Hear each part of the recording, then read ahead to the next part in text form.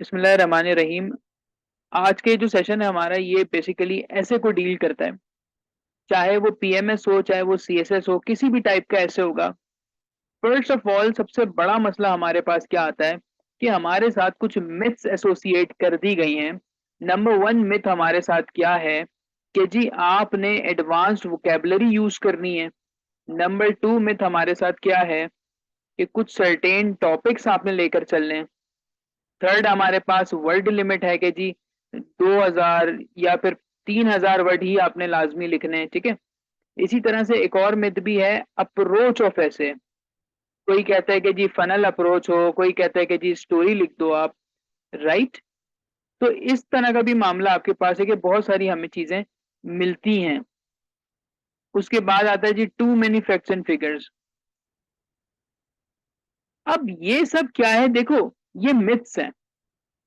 Students जो मुझसे generally भी बात करते रहते हैं तो मैं उनको ये चीज बताता हूँ कि ऐसे क्या है जी, एक पेपर है, सिर्फ इंग्लिश का एक पेपर है आपका, और ये बहुत आसान एक पेपर है, ठीक है। लेकिन लोगों ने इसको मुश्किल बना दिया। जिसने जैसे पेपर दिया वो गए पेपर देकर आए और कहते गए जी ये मुश्किल चीज है, मुश्किल चीज है। और आपने भी यही माना कि ऐसे is the most difficult thing. और वो आपने क्यों माना? क्योंकि दूसरे कहना शुरू हो गए कि जी ऐसे मुश्किल है। तो फिर अब आपके जहनों में एक डर बैठ गया ऐसे को लेकर। बहुत सारी चीजें, बहुत सारी मिथ्स हैं जिसने ऐसे को सराउंड कर लिया है। उसमें से सबसे बड़ा मसला आता है कि सर हमारी तो वोकेबलरी नहीं है, हमें एडवांस वोकेबलरी चाहिए इसके लिए। तो पहले तो आप ऐसे का मतलब समझिए कि ऐसे का मतलब क्या है। ऐसे का मतलब है it's a layman approach. Layman approach क्या होती है आपकी कि आपने अपने लिसनर को, अपने सुनने वाले को, पढ़ने वाले को सादा जबान में, ठीक है, सादा जबान में अपनी बात समझानी है बस। उसके लिए आपने सिंपल वोकैबुलरी इस्तेमाल करनी है और कोई मसला नहीं है इसमें, ठीक है। दूसरा, आपको कुछ लोगों ने बताया कि कुछ टॉपिक्स होते हैं जो कि हिट हो जाएंगे। कुछ टॉपिक्स जैसे इकोनॉमी है उसको नहीं करना, लिटरेरी को छोड़ देना। बहुत सारे टीचर्स ऐसे हैं जो नहीं पढ़ाते ये टॉपिक्स। हालांकि ऐसे तो वो चेक ही नहीं कर रहा एग्जामिनर के इसने ये टॉपिक किया, ये टॉपिक किया। आपके आर्ग्यूमेंट्स अच्छे होने चाहिए बस। तुम इकोनॉमी पे लिखो, तुम एआई पे लिखो, तुम किसी चीज पे भी लिख सकते हो। तो आज के बाद आप ये मिथ भी हटा दीजिएगा कि कोई सर्टेन टॉपिक होगा, राइट। इसके अलावा एक और चीज है कि बेटा निगेट नहीं करना। विच मीन्स के बड़े बड़े टीचर हैं वो कहते हैं जो एग्जामिनर कह रहा है आपने उसी को एग्री करके लिखना है, बिकॉज एग्जामिनर बुरा मान जाता है। तो भाई ऐसा कुछ भी नहीं होता। मैंने जो अपना ऐसे पास किया 2021 के अंदर, वो ऐसे मैंने जो पास किया वो निगेट करके पास किया है। पूरे पाकिस्तान में आई डोंट थिंक सो कि एक या दो लोग ऐसे होंगे जिन्होंने टॉपिक को निगेट किया और फिर उसको पास किया। मेरा टॉपिक था human development lead the societies backward, ठीक है। ये 2021 में आप देख लीजिएगा, ये नंबर 4 के ऊपर था। मैंने इस ऐसे को जब पढ़ा तो मुझे लगा कि नहीं जी, ये जो टॉपिक है इसको मैं बहुत बेहतर बना सकता हूँ। तो मैंने इसको कर दिया कि human development lead the societies forward. Which means मैंने एग्जामिनर से निगेट किया, ठीक है। उसके बाद अल्हम्दुलिल्लाह पास हो गई ये, सही है। सो आपने ये वाली भी मिथ हटा देनी है कि भाई ऐसा भी कुछ सिलसिला होता है। उसके बाद आता है जी वर्ड लिमिट। अब बहुत सारे लोग कहते हैं सर 2500 वर्ड कैसे लिखे, हमने तो कभी लिखा ही नहीं है। वर्ड लिमिट आप कभी पूरी कर ही नहीं सकते। 9 बजे ऐसे का पेपर शुरू होता है, 9:45 तक तो तुम यही सोच रहे होते हो कि अब इसकी आउटलाइन बनेगी, इसका ड्राफ्ट बनेगा, मैं ब्रेन स्टॉर्मिंग करूं। विच मीन्स कि 45 मिनट तक तो तुमने कुछ पेपर पे लिखा नहीं है। Practically you are left with 2 hours and 15 minutes। 2 घंटा 15 मिनट के अंदर तुम कितना लिख लोगे यार इसमें? सो बेसिकली 1500 से 1800 वर्ड इनफ है। मैंने जो 2021 में जो पास किया इसके अंदर ऑलमोस्ट कोई 1700 वर्ड मैंने लिखे थे। अभी 2023 स्पेशल में जो मैं लिख कर आया हूं इसके अंदर मैंने कोई 1740 या 50 वर्ड कुछ लिखे, राइट। तो ये भी आप चीज निकाल दे अपने जहन से कि जी वर्ड लिमिट होती है। Next up is the approach of essay. आपको 101 मेंटोर मिलेंगे ऐसे के और वो 101 तरीके बताएंगे, ठीक है। 101 मेथड्स आपको मिलेंगे ऐसे लिखने के, ऐसे शुरू करने के। बेटा गलत कोई नहीं बताता। पहली चीज आप अपने माइंड में रखिए कि इनमें से गलत कोई नहीं है, गलत कोई नहीं बता रहा। हर कोई अपने हिसाब से लेकर चल रहा है। एक टीचर है, वो कहते हैं स्टोरी से शुरू करें। लाइक बैकएंड पे कोई स्टोरी लगाइए और इंट्रो ही स्टोरी से शुरू करें। इन द 15th सेंचुरी, इन 1607 एंड सो ऑन। बट अगर मैं बात करूं एक नॉर्मल एस्पिरेंट की, उसको इतना कमांड नहीं होता स्टोरी वाले पैटर्न पे, और इतना टाइम होता भी नहीं कि हम कोई नई चीज सीखें। ठीक हो गया। सो कोई आता है फनल अप्रोच लगा लें, कोई आता है रिवर्स फनल अप्रोच लगा लें। अगेन ये सब ठीक है, आपकी कमांड किसके ऊपर है, आप उसके हिसाब से चलिए। जैसे आप डायरेक्ट स्टार्ट लें, आपको कोई मना नहीं कर रहा, आप डायरेक्ट स्टार्ट लो। कोई भी टॉपिक आता है आप उसको लिखे जी there is no denying the fact, और शुरू हो जाइए उसके ऊपर आप डायरेक्ट।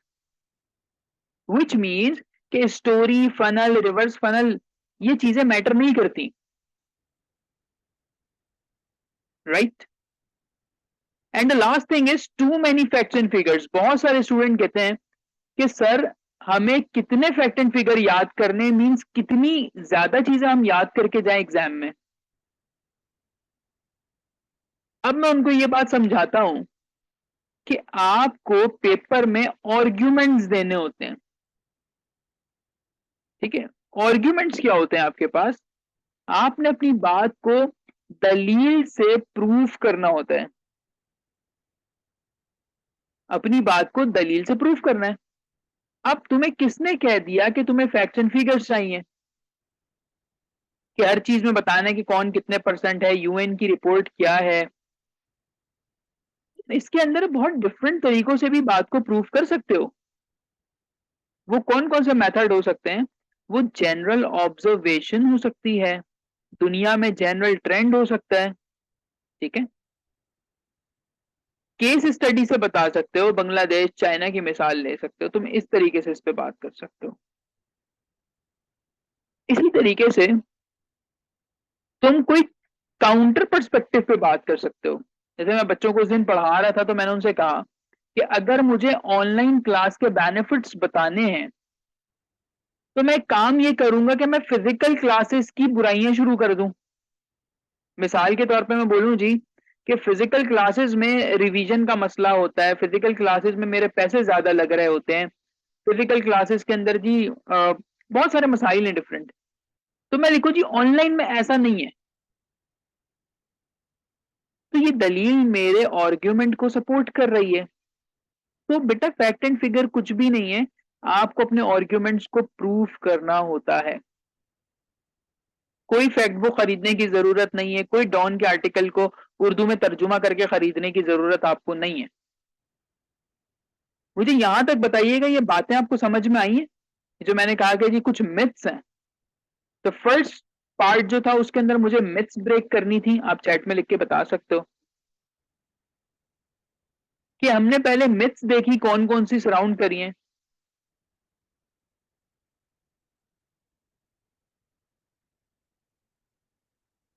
बिल्कुल तनवीर, ऐसे ही है कि ऐसे में देखो, जब तुम सिलेबस नहीं पढ़ते ना तो तुम्हें कोई कुछ भी पढ़ा सकता है, ठीक है। अच्छा सेशन अभी खत्म नहीं हुआ, स्टे करिएगा, मैं आपको आउटलाइंस भी सिखाऊंगा अभी। अच्छा मैं सिर्फ सवाल का जवाब दे रहा हूँ। वो कह रहे हैं कि एक रेप्यूटेबल टीचर है काफी, और वो जो है वो कुछ भी पढ़ा रहे थे क्लास में खड़े होके और कोई सवाल ही नहीं पूछ रहा उनसे।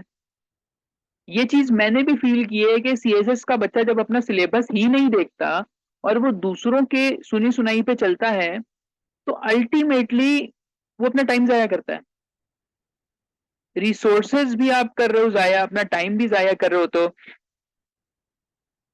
और नहीं तनवीर, मिसगाइड नहीं करता टीचर आपको, स्टूडेंट मिसगाइड होता है। फेलियर का सबसे बड़ा रीजन है बहुत ज्यादा रिसोर्सेज, राइट। अच्छा जनाब, अब आते हैं जरा कि सर ये जो ट्रेंड चेंज हुआ है, ठीक है सर, ट्रेंड चेंज हो गया है जी। मेरा ख्याल से 2020-21 से ये ट्रेंड चेंज हुआ कि जी ऐसे की टाइप्स चेंज हो गई, सोशल करंट अफेयर्स में से अब चीजें नहीं आ रही, अब अजीब तरह के टॉपिक आ रहे हैं।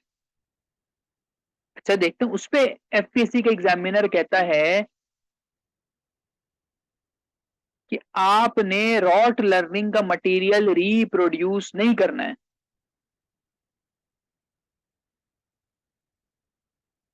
समझ में आती है बात। और आप बजिद हो इस चीज के ऊपर कि सर मैं कुछ सर्टेन चीजें कर लूंगा या कर लूंगी, कुछ फैक्ट्स फिगर मैंने याद कर लिए हैं और मैंने रट्टा लगा लिया, बस मेरा ये हो जाएगा। हालांकि तुम्हारा एग्जामिनर बेटा ये कहता है ऐसे लिखना सीखो, ठीक है। अब तुम देखो कि 10 टॉपिक आते हैं, उसमें से 7 जो हैं वो ऑलमोस्ट इधर उधर के टॉपिक होते हैं, लिटरेरी हो गए, आर्गुमेंटेटिव हो गए, कोई कोटेशन बेस हो जाएंगे आपके पास, फाइन। वो जो 3 टॉपिक्स हैं आपके पास, उसमें आते हैं जनरल टॉपिक्स, एआई हो गया, ग्लोबलाइजेशन हो गई, रशिया यूक्रेन दे देगा, या कोई और टॉपिक इसमें उठा के दे देगा। स्टिल हमारा स्टूडेंट जो है वो सबसे ज्यादा इस ऐसे की तरफ जाता है, राइट।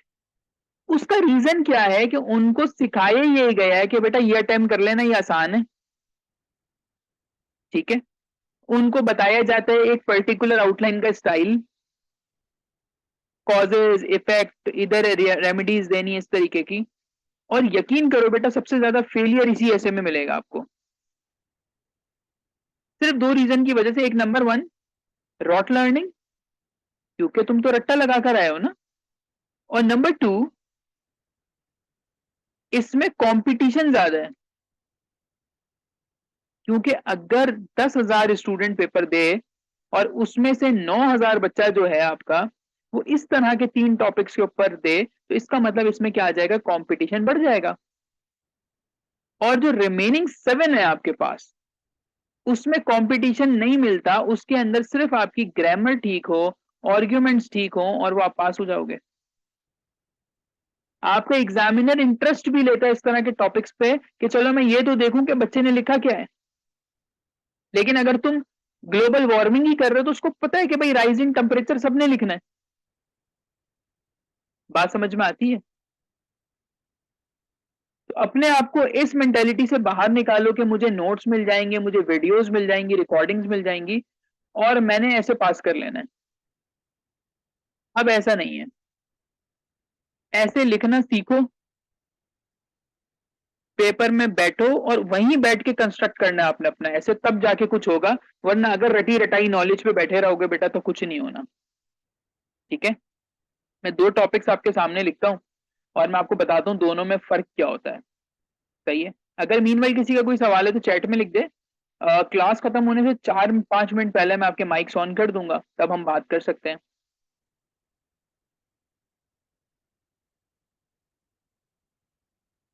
सबसे आसान टॉपिक ये मैंने यहाँ एक लिख दिया ताकि आप लोग भी इससे रिलेट कर पाओ।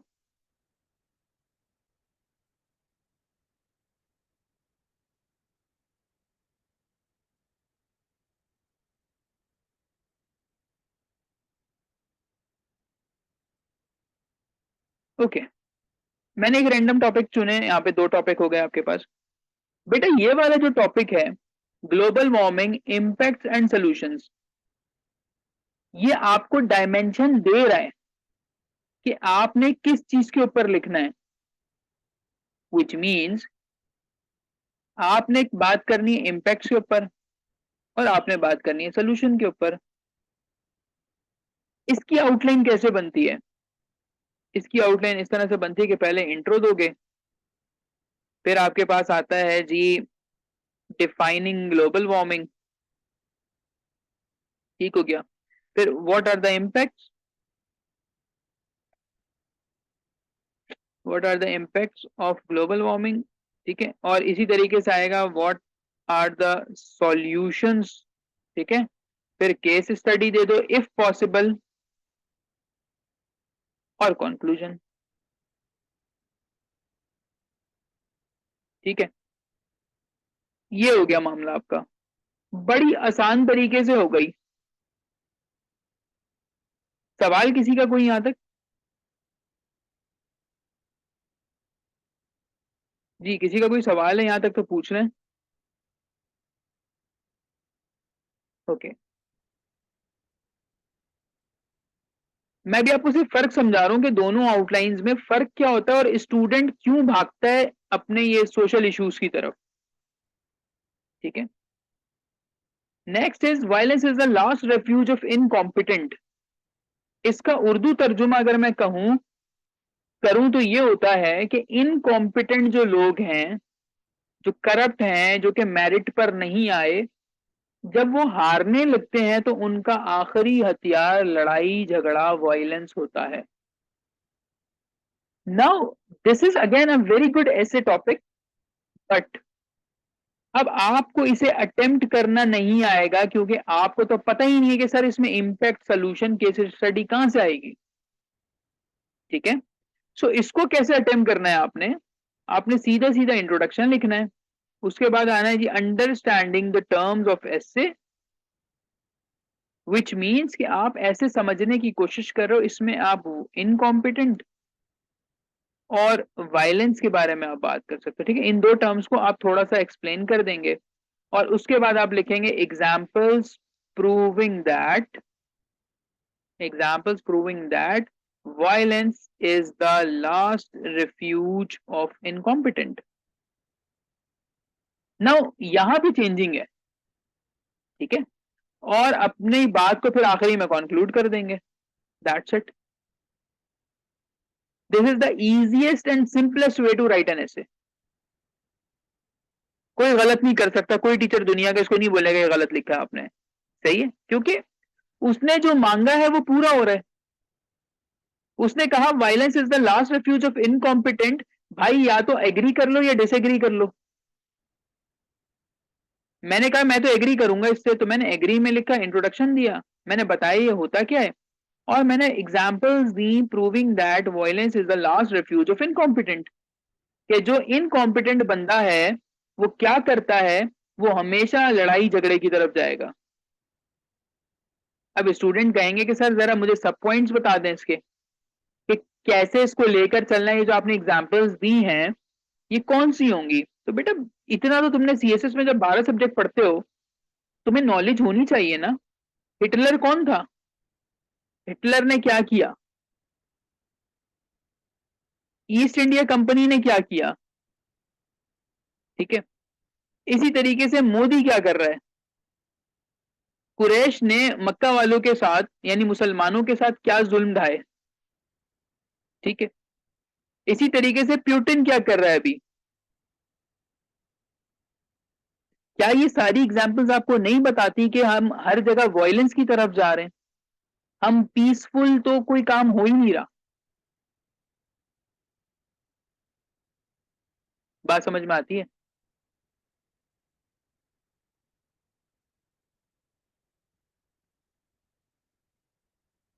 नेल्सन मंडेला की अगर आपने स्टोरी पढ़ी है, 27 साल जेल में थे नेल्सन मंडेला साहब।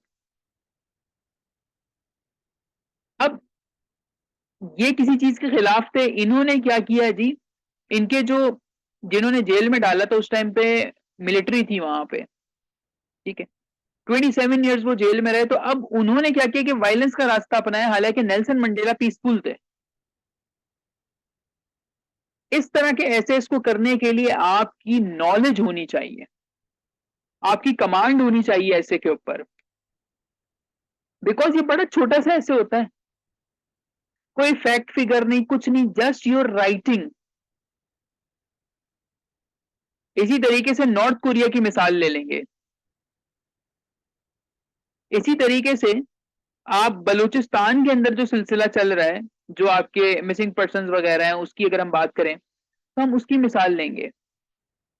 और दुनिया में जहां जहां मसाइल हैं, जैसे टीटीपी तालिबान, ठीक है, अब अफगानिस्तान में जो हुकूमत आई है उन्होंने क्या किया है? मेरिट पे तो हुकूमत नहीं आई है। So by these examples you are showing examiner that वाकई जी violence is the last refuge of incompetent.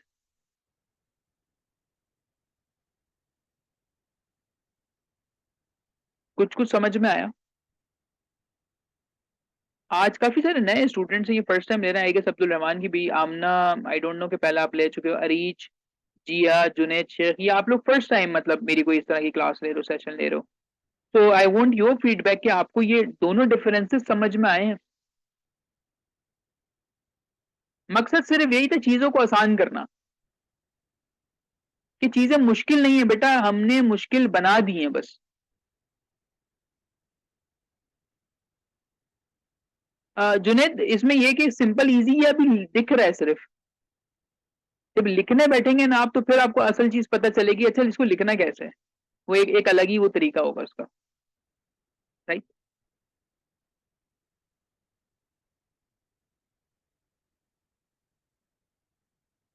Okay. अब इसके अंदर एक और चीज मैं ऐड ऑन करता चलूं, कि अब आपको समझ में आ गई कि अच्छा यार, इन एसेस को इस तरीके से चलना है, लेकर चलना है आपके पास। अब कंटेंट जो है, जिसे आप नॉलेज भी कहते हैं, जैसे मिसाल के तौर पे मैं आपको बताऊं कि आप चीजों को कनेक्ट कर सकते हैं। अक्सर मैं मिसाल देता हूं बच्चों को, कि अगर आपने अपने आप को प्रूफ करना है ना, ठीक है, ऐसे में क्या सारी पेपर्स के अंदर आपने प्रूफ करना है, तो आपने वो डायमेंशंस लेकर आनी है जो किसी और के पास नहीं हो। मिसाल के तौर पे अगर ग्लोबल वार्मिंग तुम अटेंड कर रहे हो पेपर के अंदर, ठीक है, तुम्हें बाकियों से डिफरेंट जाना है। तुम्हें ग्लोबल वार्मिंग को कनेक्ट करना है क्राइम से, तुम्हें ग्लोबल वार्मिंग को कनेक्ट करना है जेंडर से, तुम्हें इसको कनेक्ट करना है रिलीजन से। अब मुझे बताइए कि ग्लोबल वार्मिंग जो है, क्या आपके जहनों में ये तीन डायमेंशंस मौजूद थी पेपर में, कि मैंने इसको इन तीन जगहों से रिलेट करना है? जब हम ऐसे का पेपर कर रहे होते हैं ना, तो हम बहुत सारी चीजें भूल जाते हैं, हमें समझ ही नहीं आ रही होती कि करना क्या है। अब नॉर्मल स्टूडेंट क्या करेगा जी, राइज इन टेम्परेचर, फ्लड्स आ रहे हैं, गवर्नमेंट पॉलिसीज, और वो इधर इधर घूमता रहेगा। बट अगर आपकी नॉलेज होगी, आपका होराइजन थोड़ा सा वाइड होगा, तो आप इसको क्राइम, जेंडर, रिलीजन सबसे कनेक्ट कर सकते हो। बात समझ में आती है कि कैसे कनेक्ट होगा ये?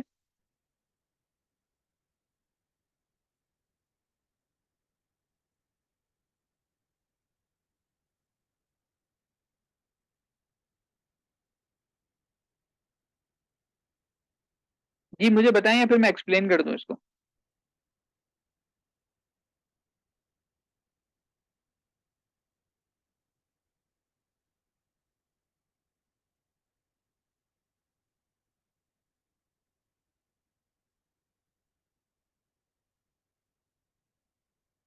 एक्सप्लेन कर दूं, अच्छा। अच्छा, आमना ने कहा जी सर इसको एक्सप्लेन कर दें। देखो, ग्लोबल वार्मिंग का क्राइम से क्या ताल्लुक है? जब तुम्हारे पास ग्लोबल वार्मिंग होती है, उससे क्या होता है कि आपका एग्रीकल्चर, एग्रीकल्चर हो, कोई भी चीज हो, वो तबाह हो जाती है। कहीं पे बहुत बारिश होती है, कहीं पे बारिश नहीं होती, कहीं डेजर्ट की कंडीशन हो जाती है, कहीं फ्लड्स आ जाते हैं। ऑल इन ऑल तुम्हारा मुल्क जो है, वो सफर करता है इकोनॉमिक वाइज। इकोनॉमिकली आपका कंट्री क्या कर रहा है बेटा? सफर कर रहा है। अब जब कोई कंट्री इकोनॉमिकली सफर करता है, तो वहां पे आती है अनएम्प्लॉयमेंट। जब अनएम्प्लॉयमेंट आती है, तो unemployment give rise to crime, जिसमें आपकी स्नैचिंग आ जाती है। भाई जाहिर है, पेट सबके साथ लगा हुआ है, सबको पैसे चाहिए। तो आप क्राइम से उठाएंगे, ग्लोबल वार्मिंग को उठाएंगे, और कैसे आपने क्राइम से लेकर आना है इसको। अब ये वाली जो चीज है, ये हर एस्पिरेंट को नहीं आती, बिकॉज हमें आदत है रट्टा लगाने की। और नई चीज हम एब्जॉर्ब करना भी नहीं चाहते, शायद ऐसा है। सो मैंने ग्लोबल वार्मिंग को क्राइम से रिलेट किया और अपने एग्जामिनर को एक नया व्यू दे दिया। इसी तरीके से मैं इसको जेंडर से भी रिलेट कर सकता हूं कि जब ग्लोबल वार्मिंग होती है तो जो फीमेल जेंडर है वो ज्यादा सफर करती है। वो क्या कैसे, अब वो सर्च करना आपका काम है, लेकिन मैंने आपको एक dimension they the. And finally global warming से रिलीजन को मैं कैसे कनेक्ट कर सकता हूं? मैं ऐसे कनेक्ट कर सकता हूं इसको कि हर रिलीजन जो है वो आपका ग्लोबल वार्मिंग के खिलाफ है। सबसे पहले इस्लाम की बात करते हैं। इस्लाम के अंदर हदीस मौजूद है कि अगर आप दरख्त कट करते हो जरूरत के बगैर या जरूरत से ज्यादा, बगैर किसी बात के, तो आप जन्नत में दाखिल नहीं होगे। सूर्य अराफ के अंदर अल्लाह ने फरमाया कि आपने किसी भी चीज का एक्सेस इस्तेमाल नहीं करना। इसी तरीके से हदीस है, जब एक सहाबी जो है वो वजू कर रहे थे तो उनको प्रॉफिट मोहम्मद सल्लल्लाहु अलैहि वसल्लम ने इस बात की तलकीन की थी कि अगर दरिया के किनारे भी वजू कर रहे हो तो बहुत थोड़े से पानी से वजू करना है आपने। यानी कि आपने चीजों में बचत करके लेकर चलनी है। सही है। आए जरा इस्लाम से हम फिर चलते हैं हिंदुइज्म की तरफ। आपको पता है कि अगर आप इंडियंस को थोड़ा सा जानते हो या टीवी ड्रामा आपने देखे उनके, सुबह सुबह उठ के वो पहला काम क्या करते हैं? तुलसी का प्लांट इनके घर में होता है और ये उसको सबसे पहले उठ के पानी देते हैं। Which means they protect, right, they value, they give value and protect plants. समझ में आती है बात? इसी तरीके से आई एम श्योर क्रिश्चियनिटी के अंदर भी बहुत सारी बातें होंगी कि जी हमने कैसे प्रोटेक्ट करना है एनवायरमेंट को। तो अगर आप इस तरह की चीजें अपने ऐसे के अंदर ऐड करोगे बेटा, तो एग्जामिनर आपको लाजमी पास करेगा। These are called argumentation. और ये नॉलेज जो है आपके पास, ये नॉलेज 1 से 2 दिन के अंदर बिल्डअप नहीं होती। It takes time. आपने अपनी एक डायरी बनानी है, ठीक है? जो भी सीरियस एस्पिरेंट है वो एक डायरी बनाए अलहदा, बिल्कुल एटलीस्ट 50-100 पेज हो उसके अंदर, और उसके अंदर इस तरह की डायमेंशंस लिखे हैं। मतलब आपने कोई आर्टिकल पढ़ा डॉन में, आपने उससे उठा के जी उसका क्रक्स लिख लिया अपने पास। आपने जो है ब्लास्फेमी के ऊपर आपने कोई खबर देखी, तो अब आप सोचे बैठ के कि ब्लास्फेमी जो है मैं इसको किस चीज से कनेक्ट कर सकता हूँ। ठीक है। आपने देखा जी अभी अफगान मुहाजिरीन का एक मामला चल रहा है, अफगान रेफ्यूजीज का। Now connect it with something else. सोचे हिस्ट्री में ऐसा कब हुआ था? सोचे जी ईस्ट इंडिया कंपनी जो है, राइट, ईस्ट इंडिया कंपनी का ताल्लुक मैं आज के दौर में किससे कनेक्ट कर सकता हूं? If you are able to do so, आपको ऐसे में कभी मसला आएगा ही नहीं। But this is your free time thinking. ठीक है। आपने ही अपनी फ्री टाइम थिंकिंग करनी है यहाँ पे, जिसे कहते हैं हम ब्रेन स्टॉर्मिंग ना। आपने वो काम करना है।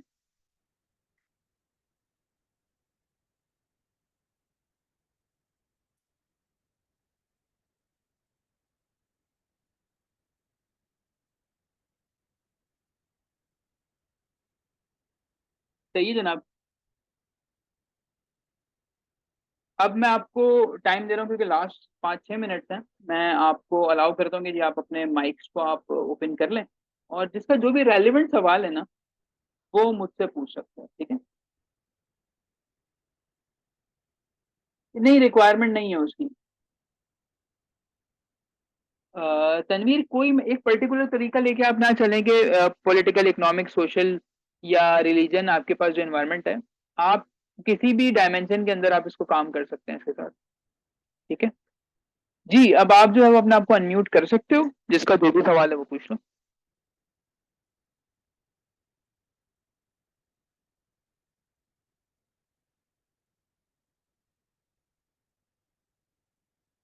जो भी आपके जहनों में सवाल है आप पूछ लीजिए बेटा, क्योंकि आपको फिर इस तरह का मौका नहीं मिलता।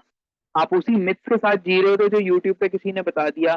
क्लास के अंदर 100 बच्चा होता है तो आप वहां पे भी नहीं पूछते, तो बेहतर है कि यहीं पूछ लो।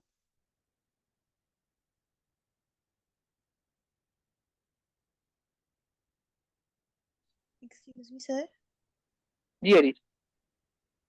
सर आपने जो फॉर एग्जांपल अब जैसे वो आपने एक ऐसे के लिए एक टॉपिक लिखा था, violence is the hmm, last refuge hmm, to incompetence. Sir hmm. अगर हम उसको लाइक प्री पार्टीशन जो है मोहम्मद बिन कासिम और ये दिल्ली सल्तनत वगैरह से रिलेट करने की कोशिश करें और वहां से रिलेट करते करते प्रेजेंट पे आए, तो वो एक मतलब सेंस बनती है, या फिर हम पे कंपलसरी है कि हमने इसको जनरल की तरफ ही लेके जाना है, हम इसे पास्ट से कम वो रिलेट करते करते फ्यूचर की तरफ, सॉरी प्रेजेंट की तरफ नहीं आ सकते? बिल्कुल बिल्कुल कर सकते हैं, क्रोनोलॉजिकल ऑर्डर आपने फॉलो करना होता है। आप एक ऐसा ऑर्डर अपने पास मतलब रखिए कि आप कुछ भी लिख हम्म, सकते हो उसके अंदर। मैं जब भी लिखता हूँ तो मैं हमेशा इसको शुरू करता हूँ, जब इस्लाम नहीं आया तो मैं वहां से बात को शुरू करूंगा। यानी कि मैं हम्म, शुरू करूंगा अरब एरा ना, फिर वहां से कनेक्ट करते करते और फिर मैं मॉडर्न डे, जैसे रशिया यूक्रेन अभी रिसेंट चल रहा है या अर्मेनिया अजरबैजान चल रहा है, मैं वहां तक अपनी बात को लेकर आऊंगा। तो आप कर सकते हो। नहीं तो सर अगर इस तरह से हो कि लाइक एक ऐसे एक ही है, लेकिन उसमें पैराग्राफ में अगर हम एक पैराग्राफ लिख रहे हैं जी तुगलक डायनेस्टी पे, हम्म, कि वो जो मोहम्मद बिन तुगलक था उसको भी बहुत ज्यादा इनकॉम्पिटेंट था और उसने जो जी था जी लाइक समझ फोर्स रहा हूँ आगे। किया था लोगों को, ये लिख दिया एक पैराग्राफ में, उसके एक बाद पैराग्राफ हो जाए। लेकिन एक पैराग्राफ हम कुछ इस तरह से लिख दें कि जी वुमेन है वो अपने राइट्स के लिए बोल नहीं सकती, इस टाइप का, तो बिल्कुल लिख ये सकते मतलब हो। ये कोई कोहेजन नहीं बन रही ना इसमें? इसमें कोहिजन की रिक्वायरमेंट है ही नहीं। इसमें तो आपने एग्जाम्पल देके बेटा प्रूव करना है ना अपनी बात को। अब वो सही। एग्जाम्पल आप हिटलर की भी डाल दो, मोदी की भी डाल दो, आप किसी सहाबी वगैरह के भी बारे में इसमें बात कर सकते हो। लेकिन जो ये वाला है ना आपका global warming impact and solution, इसके अंदर सही। कोहेरेंस बनना जरूरी है। ठीक है, इसमें सही कोहेरेंस बननी लेकिन सर चाहिए सोशल। और इसके अंदर आप कैसे ऐड कर सकते हो कि जो आप जी मुझसे जी बात कर रहे हो कोहेरेंस वाली, वो सिर्फ इस तरीके से आप इसके अंदर ऐड कर सकते हो, जैसे आप इसमें क्रोनोलॉजिकल ऑर्डर चला लो। जैसे पहले हिस्ट्री सही। लगाओ, फिर हिस्ट्री के बाद जी एग्रीकल्चर वाली एज आ जाएगी, फिर मॉडर्न एज डाल दो, फिर अभी एआई वाली एज डाल दो। तो इससे ये होगा कि पढ़ने वाले को पता चलेगा कि आप जो है जी एक ऑर्डर के तहत नीचे आ रहे हो। सही। ठीक है,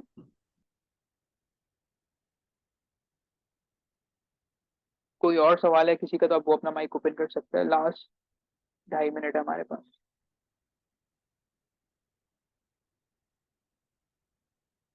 बाकी आप लोग ग्रुप में मौजूद है, सेशन की डिटेल्स आपको पता है। मॉर्निंग के अंदर पढ़ा रहा हूँ तो 10 डिफरेंट डायमेंशन होंगी ऐसे इसकी। जी जुनेद। जी सर, मेरा क्वेश्चन ये है कि आउटलाइन जब हम बनाएंगे हेडिंग्स, तो उसकी सब हेडिंग्स भी कंपल्शन है, और उसको किस तरह देनी है वो भी थोड़ा सा ना एक्सप्लेन कर दें, उसकी स्ट्रेटेजी। थैंक अगर यू। मैं यहाँ पे लिखता हूँ कि what are the factors which are responsible for increasing global warming. ठीक है, ये मेरा मेन हेडर हो गया। ठीक है बेटा, अब मैं क्या बनाऊंगा इसके सब पॉइंट्स। तो मेरा ए पॉइंट इसका यूं बनेगा, इलिटरेसी मींस इंक्रीजिंग इलिटरेसी कर दो। इसी तरीके से नंबर 2 पॉइंट मेरा बनेगा लैक ऑफ विजनरी लीडरशिप। ठीक है, नंबर सी मेरा बनेगा एंथ्रोपोजेनिक फैक्टर्स, फैक्टर्स इस तरह से। राइट, जो आपका मेन आर्ग्यूमेंट होगा उसमें आप फ्रेजेस की फॉर्म में या सेंटेंसेस की फॉर्म में A B C D E F G H करके 8-10 पॉइंट आपने देने हैं, और दिस इज कंपलसरी। अगर आपके ऐसे में आउटलाइन नहीं है तो आप फेल हो जाओगे। एग्जामिनर को 4 चीजें चाहिए आपके ऐसे के अंदर, क्योंकि मेरे पास फिर लास्ट 1 मिनट बचेगा। तो इसके बाद जिसका कोई सवाल हो व्हाट्सएप पे मुझे ऑडियो कर दे। और बेटा फीडबैक लाजमी दीजिएगा कि आपको सेशन से क्या मालूमात हुई, नहीं हुई, टाइम जाया हो आपका, जो भी है। आपके सबसे पहले वो आपकी आउटलाइन पढ़ता है। आउटलाइन में वो चेक करता है कि जी आपको टॉपिक समझ आ गई है या नहीं है टॉपिक की। नंबर 2, वो आपका इंट्रोडक्शन पढ़ेगा और उसमें चेक कर लेगा कि यार इसकी ग्रामेटिकल एरर्स तो नहीं है। और नंबर 3 वो फौरन लास्ट में जाके देखता है कि इसने एस्से को कंक्लूड किया है या नहीं किया है। अगर कोई कैंडिडेट इन 3 चीजों के ऊपर बिल्कुल ठीक उतरता है तो एग्जामिनर माइंड बना लेता है कि जी इसको मैंने करना है पास। इन सम केसेस वो फिर जाके आउटलाइन में देखता है जी इसने तीसरे पैराग्राफ में ये बात की, वो आपकी कॉपी का तीसरा पैराग्राफ पढ़ेगा। अगर उसको वो चीज वहां पे मिलती है सो ही विल गिव यू 40 और फिर आगे बढ़ते हैं। तो अगर इन 3 चीजों के ऊपर आपकी कमांड हो गई तो आई डोंट थिंक सो